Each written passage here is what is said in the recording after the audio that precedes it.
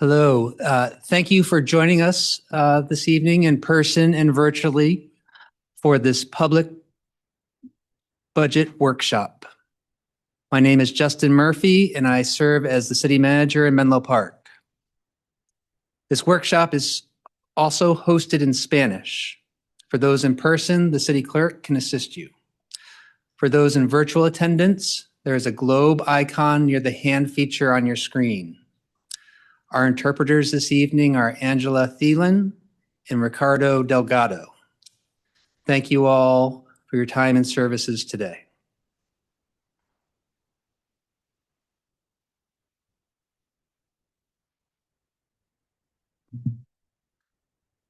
Ricardo, are you able to translate for us?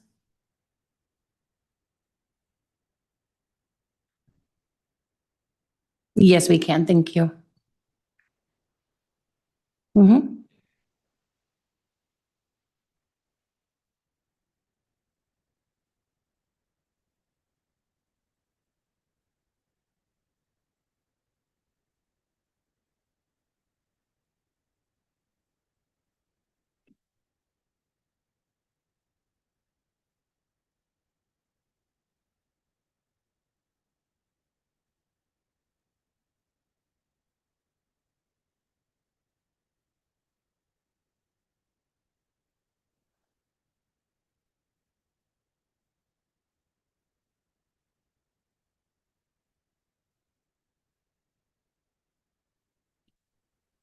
Great.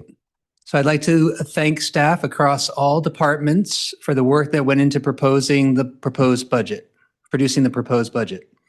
We are focused on long-term financial sustainability and have taken action across all departments to control expenditures.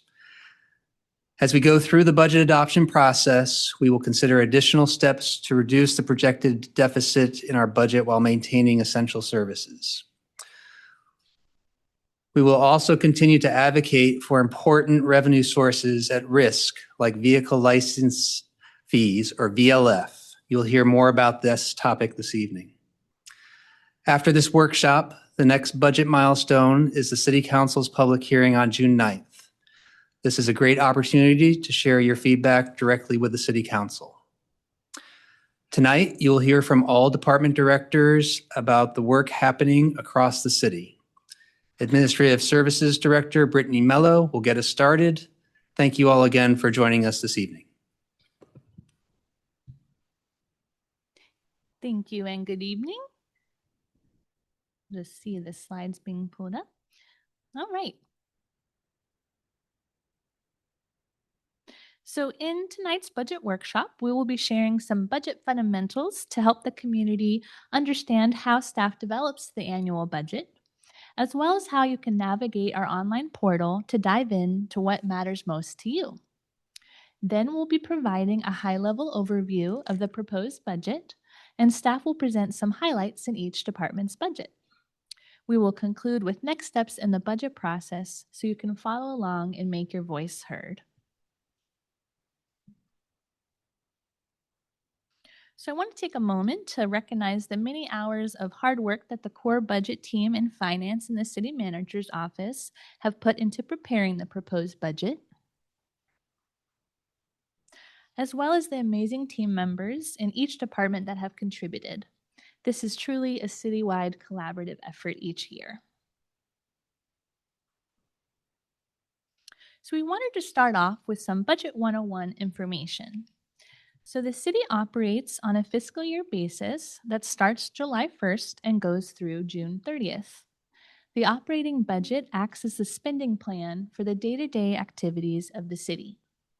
When City Council adopts the budget, they are authorizing staff to spend up to the specified amounts in each category when providing services to the community and helping the organization run smoothly. In addition to expenses, staff estimate the amount of revenues that will come in to help offset expenses. Staff strive to present a budget where expenses are fully covered by revenues. When the growth in expenses consistently outpaces the growth in revenues, that is considered a structural deficit, and the City Council may utilize reserve funds to help bridge the gap. Now I'd like to turn it over to our Assistant Administrative Services Director, Finny Lay.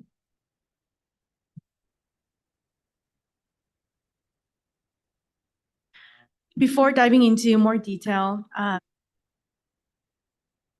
and how the budget is structured, the city's budget is organized into two primary components, the operating budget and the capital improvement plan. The operating budget focuses on delivering essential city services that support our community every day. This includes services such as public safety, recreation programs, building and planning, and internal support services for city staff. Each program's budget contributes to the overall operating budget and reflects the service levels and priorities established by the City Council.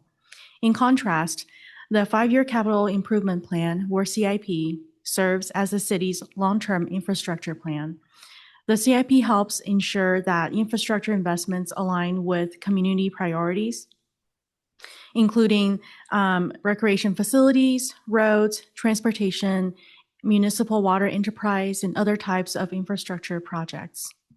The 5-year CIP is reviewed, updated, and reprioritized annually as part of the budget development process.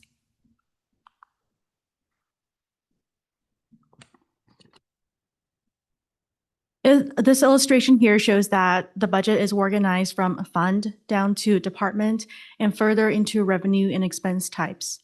The fund level determines the type of funding, any restrictions on how revenues may be used, and the purpose these funds can support. At the department level, the budget reflects the programs and activities carried out by each department. Within each department, there are line items that categorize activities into expenditure or revenue for tracking and transparency. The general fund is the city's largest and primary operating fund. Beyond the general fund, the city maintains several other types of funds, including special revenue funds that support specific activities through more restricted funding sources, and enterprise funds that are supported by ratepayers and tied to utility operations.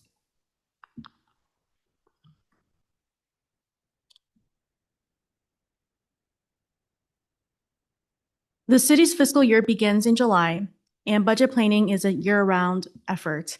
In the first half of the year, staff focuses on year-end close tasks and ongoing budget monitoring while beginning to plan for the next cycle. In November, OpenGov opens for departments to submit base budget adjustments, which are finalized through January. Mid-year budget adjustments and a review of first half spending trends take place in January and February to ensure the current budget remains aligned with actual activity.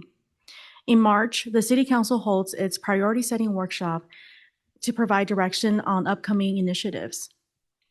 April and May are dedicated to developing budget principles, holding a CIP study session, hosting a public budget workshop, and launching the Budget Transparency Portal. The process concludes in June with a public hearing and formal budget adoption. To provide a bit more context on the budget process, department budget requests and adjustments are entered directly into OpenGov and compiled by the finance team for City Manager's Office review. The community has multiple opportunities to weigh in, from reaching out to City Council members directly to participating in the public hearing, all the way through final budget adoption. The fiscal year 2026-27 budget is now available online, and we have management analyst Adrian Patino here to walk you through how to navigate the transparency portal.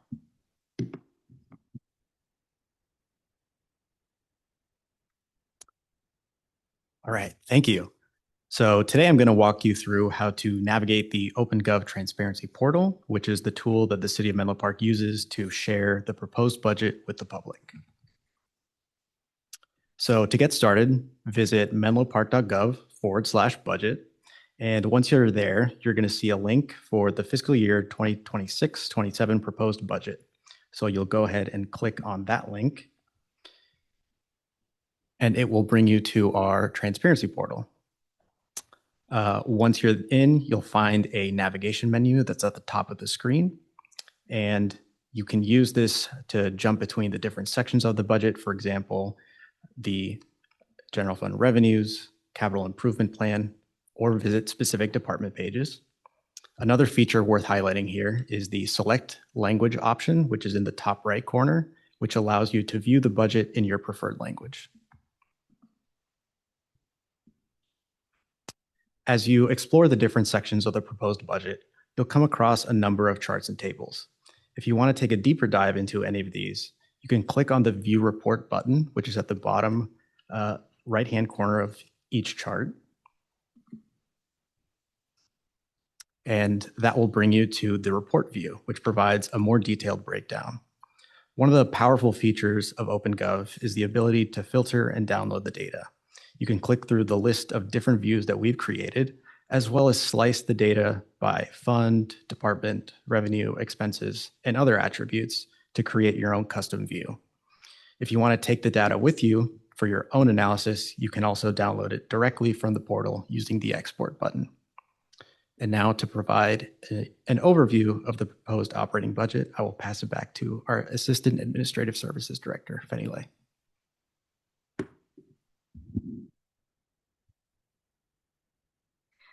Thank you, Adrian. So let's talk about the general fund proposed budget a little bit. The proposed fiscal year 2026-27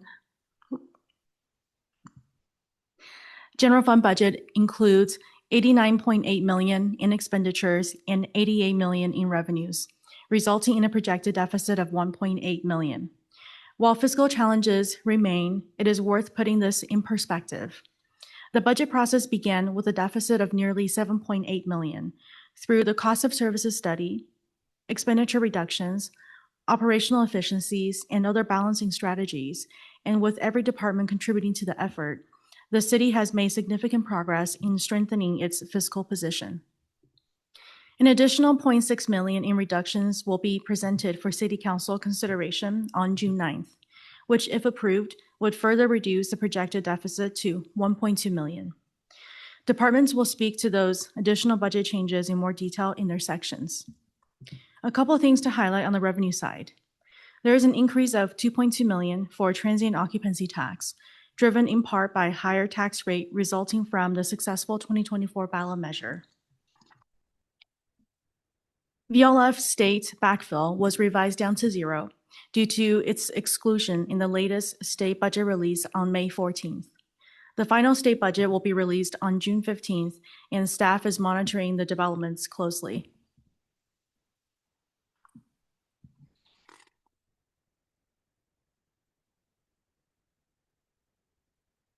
Turning to expenditure highlights, as a service organization, the city's largest cost is its people. The budget funds 297 full-time equivalent positions, or FTE, with general fund supporting approximately 83% of city staff. We're also carrying a vacancy internal rate about 10% in our forecast, which is something we continue to monitor. Following the May 12th City Council study session, the transfer to the General Capital Improvement Fund was reduced to $3.9 million, in line with council direction. Additionally, through prioritizing efforts, department budgets were reduced by $0.7 million through a combination of cost-saving measures and deferred expenditures. These adjustments reflect the city's commitment to responsible fiscal management while continuing to deliver core services to the community. The budget is built around priorities set by the City Council, and to walk us through these priorities, I'd like to hand it over to Assistant City Manager Stephen Stolte.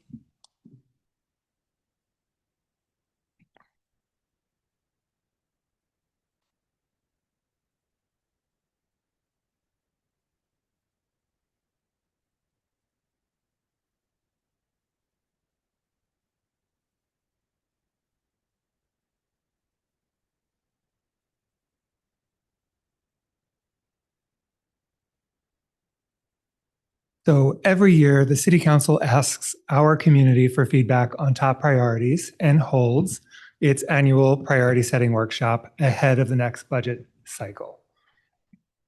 This year, the City Council established 5 top priorities, maintaining 4 from the prior year and selecting a new priority for public safety.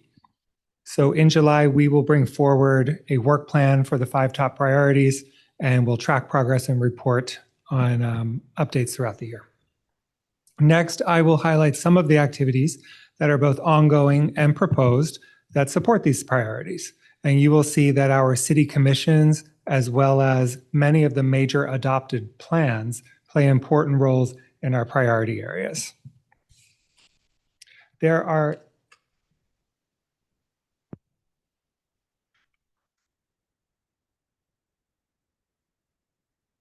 it's working. There are a variety of activities and programs that support the city's work on climate action, and it's mostly focused on reducing greenhouse gas emissions and implementing the city's climate action plan, as well as advancing the recently adopted environmental justice element. Staff also support the Environmental Quality Commission. Downtown Vibrancy is focused on supporting businesses that want to open in Menlo Park and addressing a range of needs and projects downtown like maintenance, parking lot resurfacing, and development. There is considerable effort on housing through the implementation of our housing element, as well as a number of programs like the recently approved anti-displacement plan. Staff also support the Housing Commission. Public safety is the newly established priority for this year, and you will hear more from our police chief about the types of activities that we will be tracking, from addressing vacancies to the use of new technology. And then finally, for safe routes, this priority addresses a multitude of projects, from collaboration and efforts to improve roadway safety to implementing the adopted Vision Zero action plan. Staff also support the Complete Streets Commission. Department directors are going to cover the content and priorities more in depth in their presentations on their department budgets. So I will now pass it over to Administrative Services Director Brittany Mello. Thank you so much.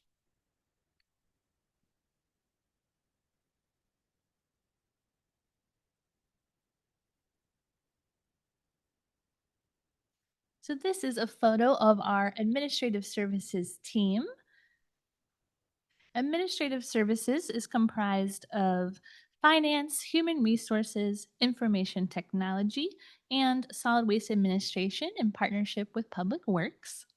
We primarily are focused on internal support services, including accounting, payroll, recruiting, benefits and technology solutions, and so much more. Our proposed fiscal year budget includes expenditures of $12.1 million, and our total staff has not changed from the prior fiscal year, with 29.48 full-time equivalents, or FTEs. I wanted to go through and highlight some of the accomplishments from this past fiscal year. In finance, we were able to coordinate a citywide effort of the cost of services study and the master fee schedule updates that went to council recently. We were also able to implement new investment methodologies that generated an additional $1.3 million in revenues. And we've prepared timely annual audits in compliance. In human resources, we were able to onboard 66 full-time and temporary employees to help provide services to the organization and the community. And part of that hiring was accomplished by a new hiring and retention incentive program for lateral police officers and police academy graduates.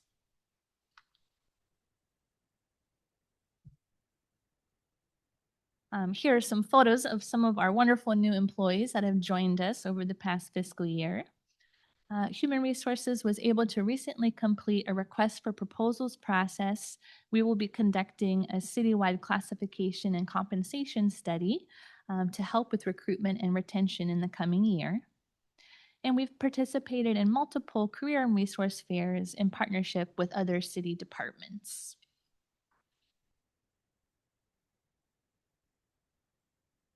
In information technology, we were able to implement the citywide Microsoft 365 project, which has really transformed how city staff are communicating and working collaboratively on a day-to-day basis. We've also developed a new 5-year information technology master plan. We're working to complete that and bring that to City Council in the near future. We also look at continuous ways of enhancing our cybersecurity efforts to help better protect the city from these risks. And finally, in solid waste administration with Public Works, we've continued our outreach and enforcement efforts related to Senate Bill 1383 for composting. And we were able to receive a CalRecycle beverage container grant to help institute some outreach materials. You'll see on the slide a photo of our new 3-stream bins and sorting guides. So next, we'll highlight some of the initiatives that we have over the coming year. So in finance, a lot of our work is repetitive every year because we need to make sure that we're providing transparency in our financial processes to the community. And so part of that is our annual audit processes, so that we'll work to produce again, as well as we'll start preparing the next fiscal year budget before you know it. We're also going to continue to help improve and implement new workflows in our OpenGov system, which really acts as the behind-the-scenes motor for everything we do in finance. And we're working on internal controls assessments to make sure that we are meeting the best practices for that area.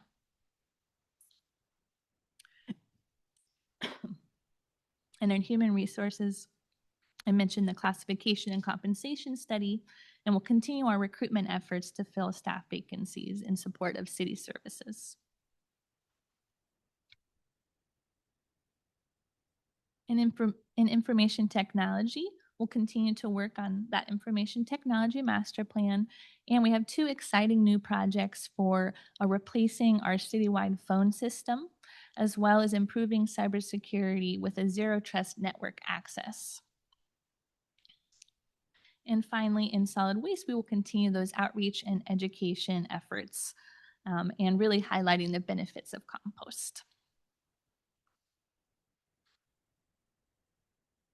Next, I will hand it over to our Community Development Director, Deanna Chow.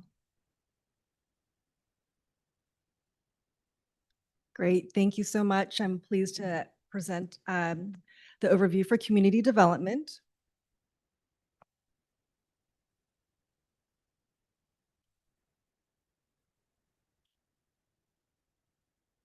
Great. So community development promotes a sustainable and vibrant community that supports a high quality of life for residents, businesses, and visitors, and ensures that development is designed to meet local and state codes. The department includes the planning team, which supports long-range and current planning, the building team, which conducts building permitting, plan checking, and inspection services, and the housing team, which focuses on affordable housing and housing initiatives. Our team serves as the staff liaisons to both the planning and housing commissions.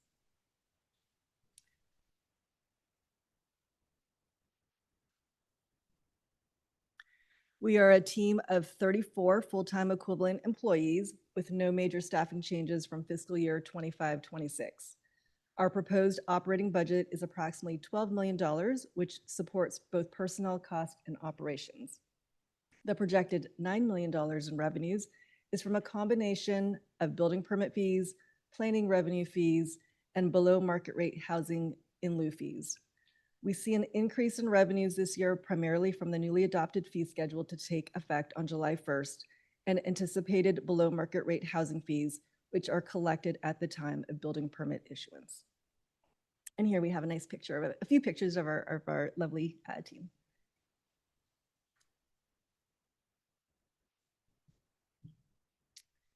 Community development celebrated a number of accomplishments and highlights this year, and I'll just go over a few. So development review is a major component of our work, and this year, after a multi-year process, the City Council approved the Parkline development at 333 Ravenswood Avenue. The Parkline project comprehensively redevelops the 63-acre SRI campus with a mix of life science uses, retail, up to 800 housing units, and dedicated open space. In addition, the Planning Commission recently approved the redevelopment of 68 Willow Road, and this is a 50-unit for-sale residential project on 2.5 acres. Housing programs and activities, which are a City Council priority, were a primary focus this year as well. To support housing in the city, the team recently hosted the Housing and Neighborhood Resource Fair, which served as a hub of information for housing and related services with over 30 organizations in attendance. In support of affordable housing, the City Council approved a $1 million loan from the city's BMR funds for the construction of an 88-unit, 100% affordable housing development at 320 Sheridan Avenue, Sheridan Drive. And photos up there represent the bottom one is the 320 Sheridan Drive project, and then the top one is from the SRI campus redevelopment.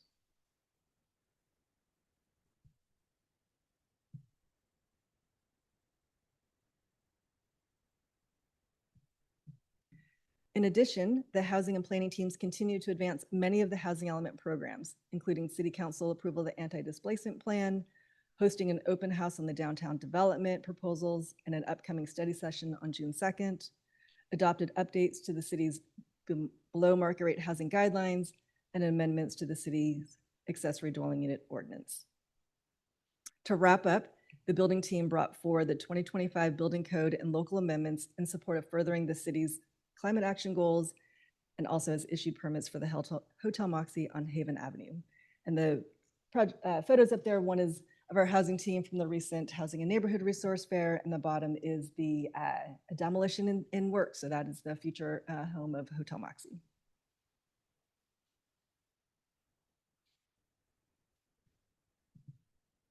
In looking ahead, the department's initiatives will continue to focus on all phases of the development review process and to advance housing element program implementation, such as development of the downtown parking plazas and updates to the BMR guidelines.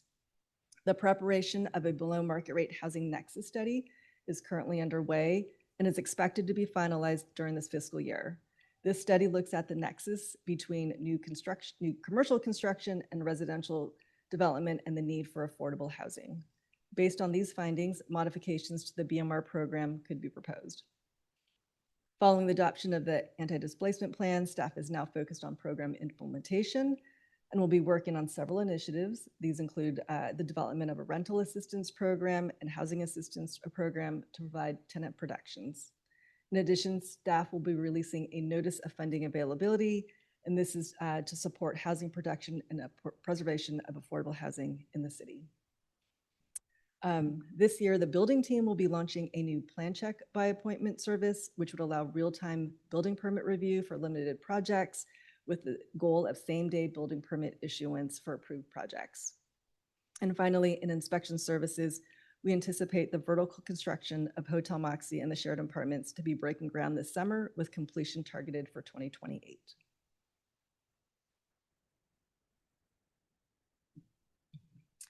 And just moving on to the planning team, we'll be continuing to review a variety of development projects at varying stages in the development process. A sample of these projects include comprehensive redevelopment of the 18-acre USGS site with approximately 740,000 square feet of office, 40,000 square feet of retail and a childcare center, and 670 housing units. Redevelopment of Fire District Station Number 1 at 300 Middlefield Road, a new life science and R&D building, approximately 225,000 square feet at 1005 O'Brien Drive and 1320 Willow Road, and then also an 8-unit for sale, 100% affordable development at 335 Pierce Road by Habitat for Humanity. And finally, the team will be enhancing our department web pages with additional tools such as instructional videos, an interactive development map, and improved accessibility. And on the photos there, the top one is a rendering of the USGS site, and the bottom picture is a rendering of the 100% affordable 335 Pierce Road project. And with that, thank you. I will forward it to Assistant City Manager Stephen Stolte.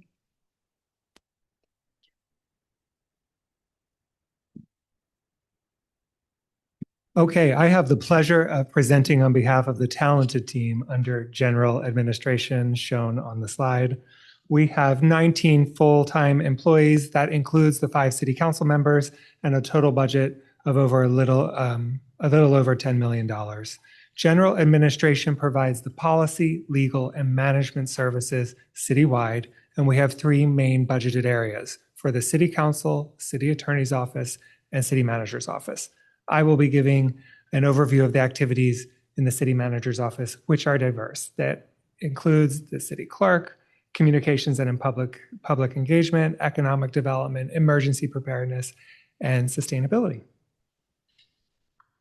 Over the last year, we implemented the City Council Priority Setting Workshop that I highlighted earlier, and improved public access to information in important ways. One, by launching a newly updated Public Records Act portal, and another by adopting the City Council Public Meetings Accessibility Policy. City commissions are an important part of the public process, and we filled 12 vacancies on those advisory bodies over the last year. Our new economic development manager has been coordinating the issuance of streetery permits. So you may have noticed updates to many of the outdoor dining activities in downtown, as well as launching the Downtown Implementation Group, or DIG, to collaborate across departments on a variety of needs downtown. These efforts support downtown vibrancy. Staff have also continued to implement the citywide electrification program using grant funding from the California Energy Commission. This program has evolved and expanded citywide. 33 homes were upgraded. This actually reduces our city's greenhouse gas emissions by 62 metric tons annually. And we are launching a new electrification bundle program in collaboration with the Bellhaven Community Development Fund, specifically for renters who are often left out of these electrification programs. And we were very excited to energize the new solar systems at Forest City's facilities here at the Burgess Park campus, completed through a program with Peninsula Clean Energy. You can actually see the systems on the roofs and a carport in that photo on the slide. These systems are projected to save the city millions of dollars over their lifetimes. And none of that work would have been possible without Public Works, which oversaw construction, and actually all departments were active collaborators. Again, through collaboration, and as Ms. Chow previously stated, we did adopt those local building code amendments, and which really further our goals for electrification in residential construction. We also continue to implement the environmental justice element, including tree planting efforts in Bellhaven with an important partner called Canopy. These sustainability efforts support our work on climate action. And finally, we were able to train over 380 staff as disaster service workers. This is an important role that all local government staff legally play during emergencies. There are now a suite of new tools and resources associated with our Emergency Operations Center, or EOC, that have helped us as staff prepare for the diversity of roles in an EOC when it is activated in an emergency. And you can see a photo on the slide of our EOC prepped for a full functional exercise. In the next fiscal year, we're looking forward to continuing that work citywide. Like I highlighted earlier, in July, we'll bring forward the citywide work plan. We will also continue to plan for the necessary staff capacity to deliver essential services that we know our community strongly values. An important part of that work is actually succession planning. We want to ensure that the city maintains well-prepared and strong leaders. Regarding communications and engagement, staff are working to deliver a website chatbot that will help users find the information they need quicker. And we're planning to expand our use of video. Videos show much higher engagement online, as well as using an engagement template for projects across all departments so that we're planning for public engagement early in the process. Just this week, we installed a variety of new furniture in the developing public plaza at the 600 block of Santa Cruz Avenue. This is just an initial phase of improvements. This year, we'll be working with an architect and a contractor to install additional upgrades to the space. You can see the initial plans for that public plaza on this slide. Our staff will continue to work with brokers and property owners, among other activities, to help address vacancies downtown. And then we will continue our work on emergency preparedness with expanding training and EOC exercises to help staff fully prepare for emergencies. And we will be beginning planning on continuity of operations. This helps us anticipate the full range of impacts during an emergency so that we can continue responding and delivering services during those emergencies. And finally, for sustainability efforts, a large focus will be on the environmental justice element priority 2. This is to promote access to high quality and affordable food. And to do this, we will be partnering with a variety of community-based organizations, like we do in so much of our work. Our staff are already working on a online climate action plan dashboard to demonstrate progress, and we will continue to implement that very large project for community-wide electrification. Some of the new features will include rebates for electric vehicles and vouchers for e-bikes. Zero emission trips in the city help us reduce our greenhouse gas emissions. You can see how we have engaged residents on EVs in a photo on the slide. And then finally, we will be starting a study to right-size our city fleet of vehicles and study what our EV charging needs will be. So that's an overview of the city manager's office. So with that, I will pass it over to Library and Community Services Director, Nick Shegda.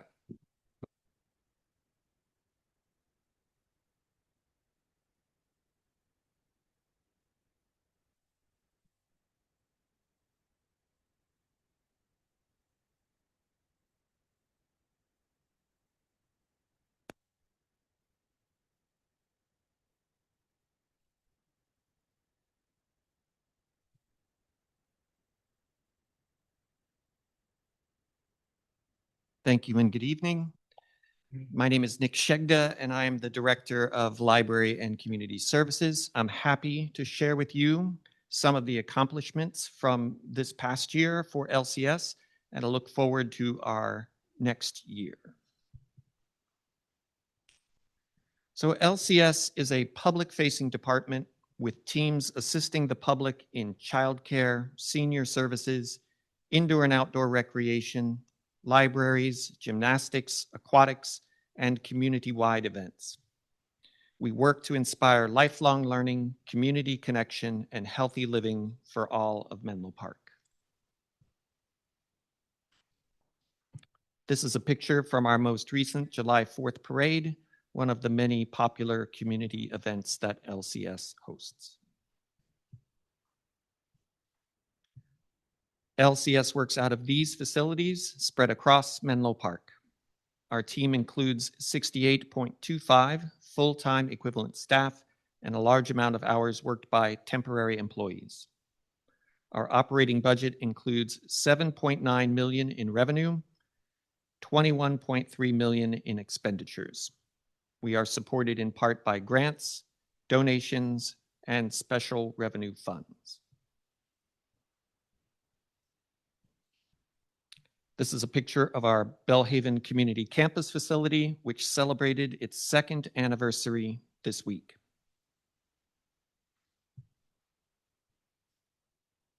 Whoops, I think I might have missed one there.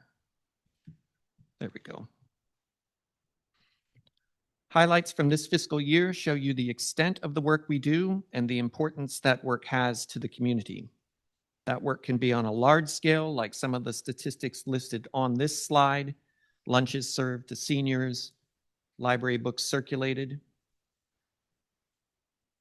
or that work can be one-on-one level, like this picture of teacher Sharika and a student at the Belhaven Child Development Center. Our child care teams recently reached enrollment levels that they had not seen since before the pandemic. So we will continue that community building work in the coming year. New initiatives include achieving national accreditation for our recreation programs, updating our departmental strategic plan, and piloting a series of Play Local events at neighborhood parks in July and August.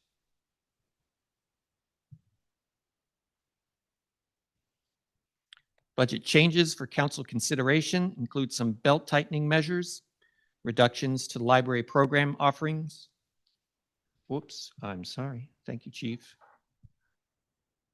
Budget changes for council consideration include some belt tightening measures, reductions to library program offerings, contract services for indoor recreation programs, and smaller reductions of materials across the department. Don't want to step on this photo. This is a recent picture of our wonderful team. They are the connectors and community builders that make all of this work happen, and I'm very grateful for all of their work this past year. I'll now turn it over to Chief Dave Norris for his presentation. All right, thank you, Nick. Good evening, Menlo Park. I am Dave Norris, and I serve as your police chief.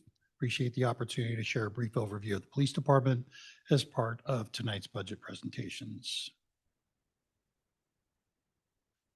So just a brief overview. Our department structure supports both day-to-day service and long-term problem solving. Patrol is our largest division and provides frontline response and visibility. Field operations oversees training, traffic safety, parking enforcement, and our bicycle team. Our investigations unit includes our detectives and our problem-oriented policing team, which tackles complex long-term issues that require sustained coordination across departments and service providers. Code enforcement, our school resource officer, and our records and dispatch teams, including property, evidence, and court functions, all play crucial roles in critical public contacts and liaison work, youth engagement, and the infrastructure behind every call. Administration handles complaints, community and media relations, training, transparency, and wellness.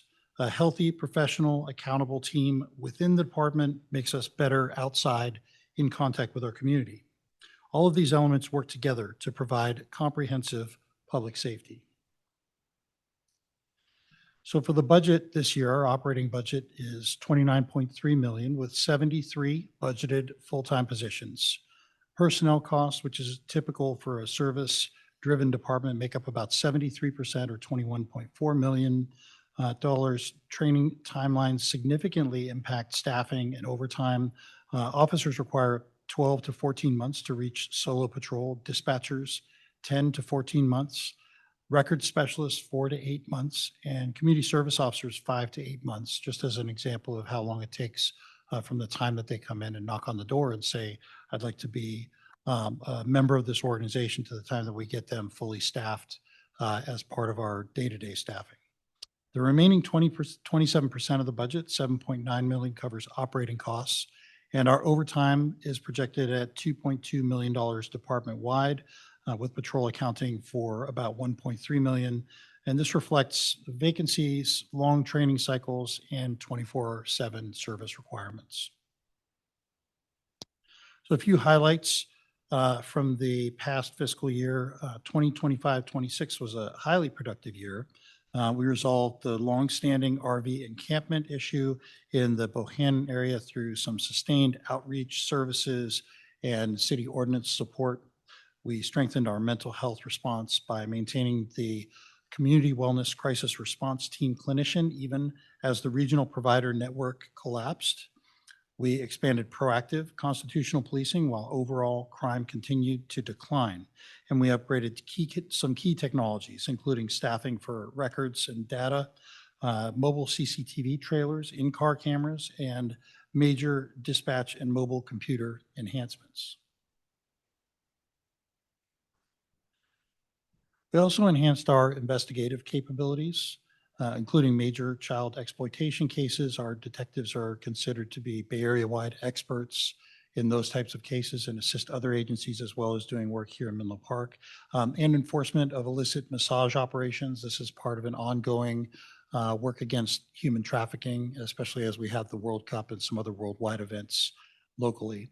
Our officers did support some of these major regional and global security operations for Super Bowl 60, the FIFA World Cup, which is starting just in the next month or so, and the LPGA Championship, which just recently happened here in Menlo Park. We strengthened community partnerships, including e-bike safety with the Menlo Park City School District, and e-bikes being a very pervasive issue right now. And we also reorganized internal facilities to support better daily operations.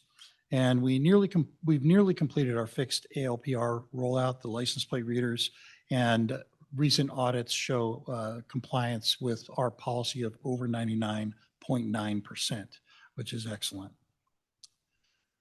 So some initiatives coming up for the next fiscal year. Looking ahead, our priorities focus on strengthening our foundation. First, we'll conduct comprehensive staffing, deployment, and workload assessment, including patrol, workload for all units, shift structure, and overall service capacity.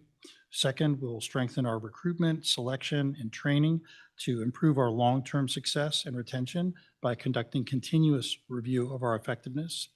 And third, we will continue data-driven burglary prevention and regional coordination, including the saturation patrols and real-time intelligence sharing, which have been very effective in recent months. And finally, we will advance technology, governance, and transparency, including license plate reader auditing, ethical use standards, and careful evaluation of emerging tools. Technology is definitely a moving target. We want to stay on top of being ethical in our governance of that technology, but while using the very best we can to keep safety in this jurisdiction. And we'll enhance quarterly reporting with clearer data on burglaries and other crimes, proactive and reactive workloads, license plate reader performance, impacts of the zero emissions landscaper equipment ordinance, traffic safety, and mental health outcomes. And I appreciate all your time, and I'll now hand this off to Public Works Director Azalea Mitch.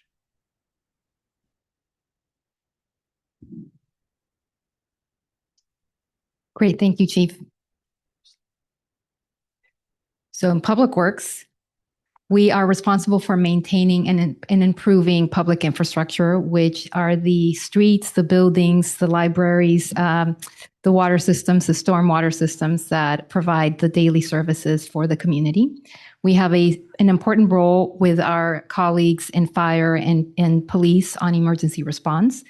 We have an operating budget of $43 million and are supported by many different funds. Our team consists of 4 divisions. Our engineering division has 2 sections, the capital project delivery team. They are responsible for planning, designing, and constructing all the improvements of our public assets. And then our development services team, who works side by side with community development on the review of planning projects. They're also responsible for issuing all the permits associated with work in the public right-of-way. Our transportation division plans many of our bicycle and pedestrian improvements, and they're also responsible for managing the transportation network system, so all of our traffic signals, and assessing congestion. And then our maintenance team, they're the staff that you see every day maintaining our assets, and we're all supported by our business services division, who is responsible to ensure that we stay within budget. So this fiscal year, we've been extremely busy. We're very excited to hold a Public Works open house. This was an opportunity for us to meet face-to-face with residents and talk about projects. We had games, many interactive activities with children. So it was well attended, and the team did a really great job connecting with the public. Our maintenance team every day is out maintaining our public assets. And on the CIP side, we're very busy completing quite a few important projects, such as the Middle Avenue Complete Streets, our resurfacing efforts. We just completed a smart irrigation project, and then improvements on El Camino Rail and Ravenswood. Transportation team has been very busy. We just presented to council the Slow Streets program, which was adopted. And last year, we initiated the Coleman Bicycle Pilot Project, which will return to council this summer. On the development side, we have supported the ongoing coordination of major projects such as Willow Village and Parkline. And on the utility side, such as solid waste and water, we supported operations, conservation efforts, as well as two studies on solid waste and water. So looking ahead in terms of this coming year, many of our projects are multi-year efforts that span either a couple to 3 years on the construction side. So we will be completing the clean energy project at the Belhaven Community Campus, the automated meter reading project, as well as the Chrysler Pump Station project. We will be engaging again on our street effort, high voltage. We have a major water main project on Sand Hill Road, as well as the resurfacing of the parking public plazas in downtown and the landscape of Willow 101. On the design, these are also efforts that take quite a few years. The design for the Safer Bay project will be ongoing, as well as the Middle Avenue pedestrian and bicycle rail crossing project, and our streets efforts, as well as environmental improvements such as the installation of electric vehicle charging stations and HVAC improvements and our Middlefield Willow resurfacing efforts. We are also planning how to fund major water improvements that are part of the water system study that we just completed.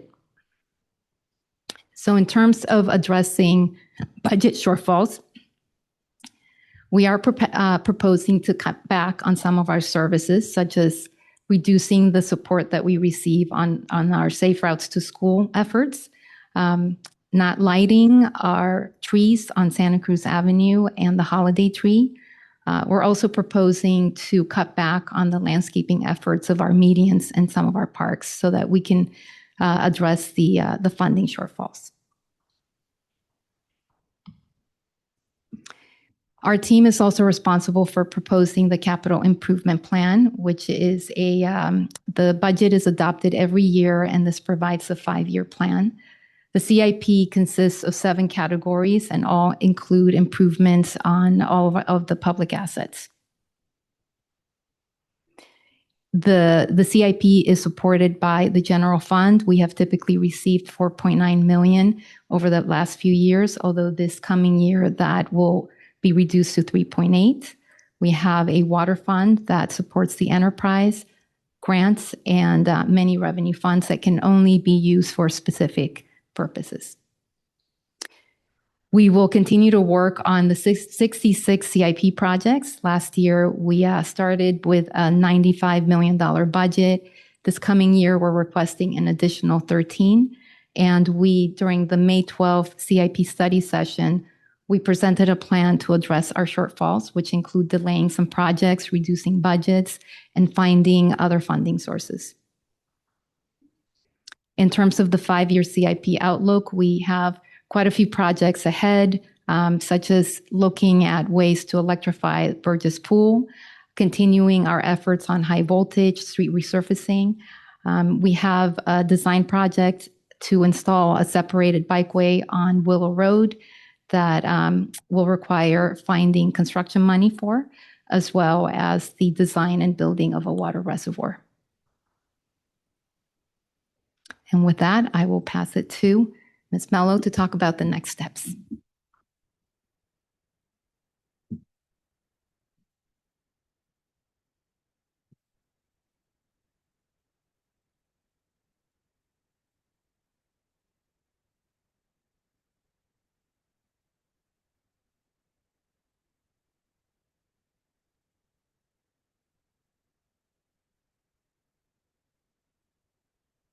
Thank you so much.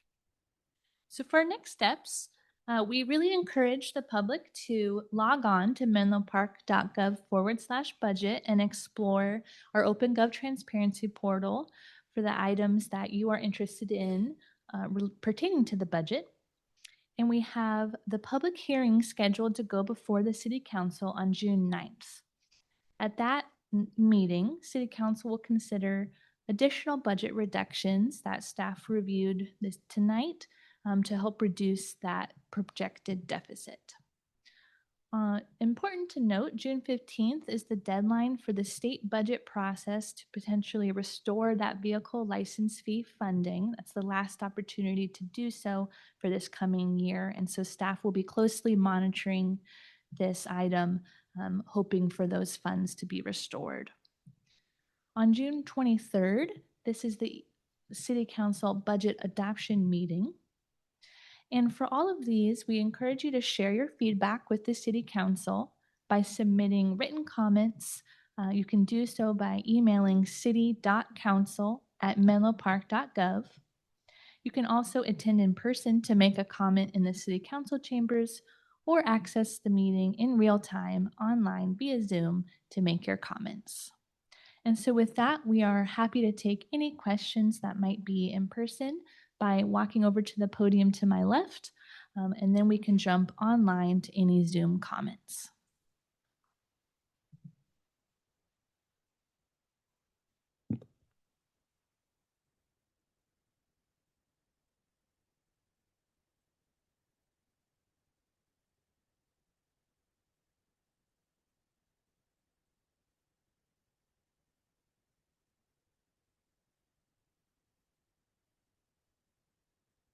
Okay, so with that, I will turn to our Zoom participants. If you have a comment or a question on the presentation that staff just prepared and presented, you can go ahead and engage that hand feature now or press *9 if you're calling in.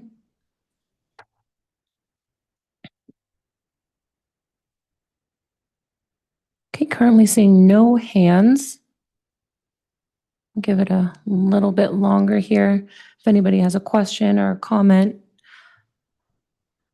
feel free to engage that hand now.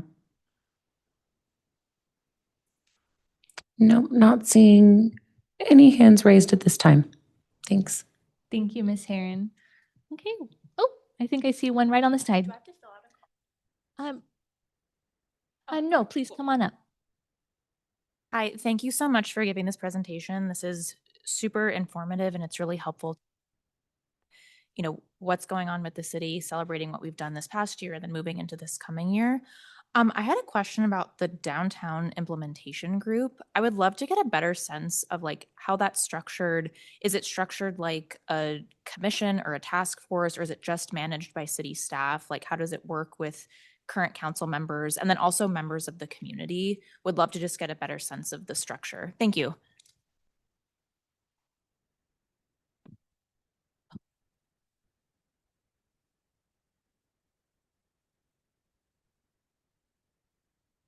Thanks for the question. The Downtown Implementation Group is an internal group of city staff across all city departments. I think we identified a need to collaborate better across departments so that staff knew what was happening downtown and would be able to go back to their departments and inform other staff about the projects we're working on, so that staff who are in the field, maybe a maintenance worker, for example, would be able to answer questions from the public.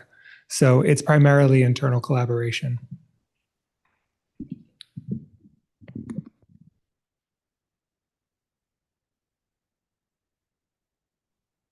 Okay, seeing no further hands, just want to thank everyone for spending part of your evening with us, and we hope to see you engaged at the public hearing on June 9th. Take care.